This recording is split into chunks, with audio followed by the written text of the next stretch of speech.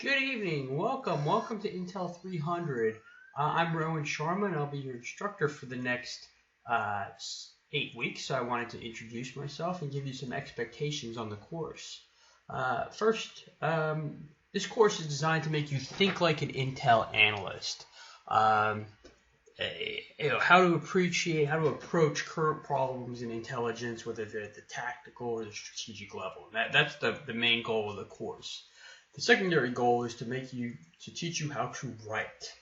Teach you how to write well, succinctly, and to the point.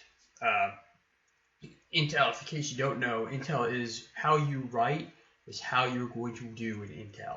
So that is the most critical aspect of this.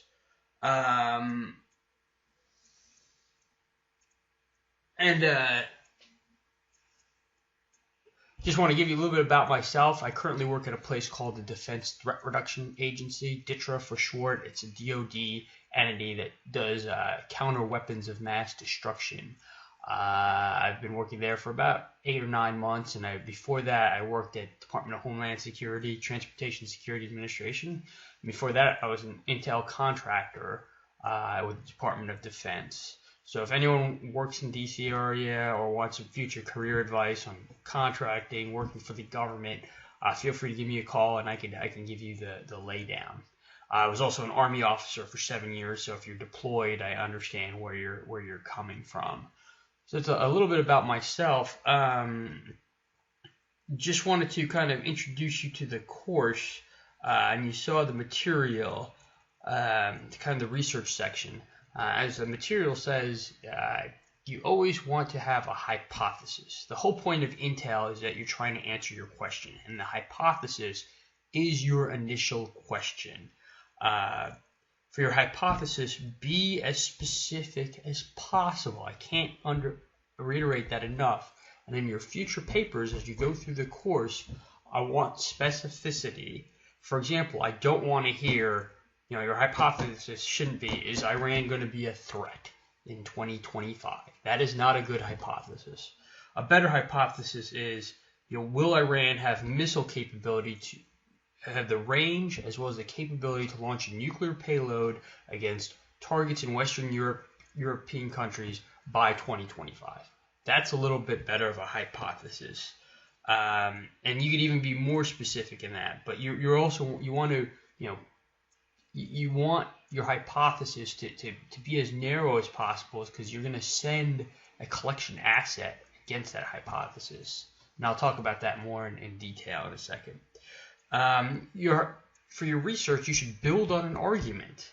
And that's what I'm going to look for in your writing. That's something that separates writing at the college level than it is from the high school level.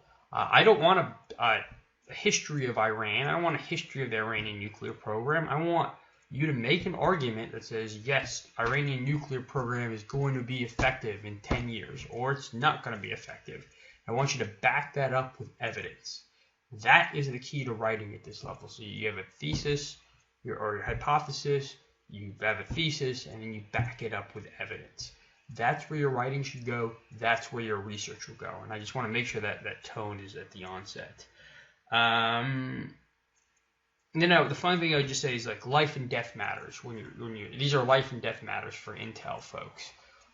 The old analogy is the B-17s in World War II. And for those of you who aren't familiar with this, we launched B-17s to strike Germany, which are large 4-engine propeller aircraft, to strike Germany in World War II.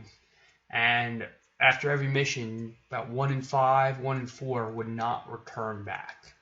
And the intelligence, which wasn't at the time, but I always ask this when I'm dealing with analysts, is, does this meet the criteria to send a B-17 crew over to Europe to have 25% casualties? Does that meet the threshold?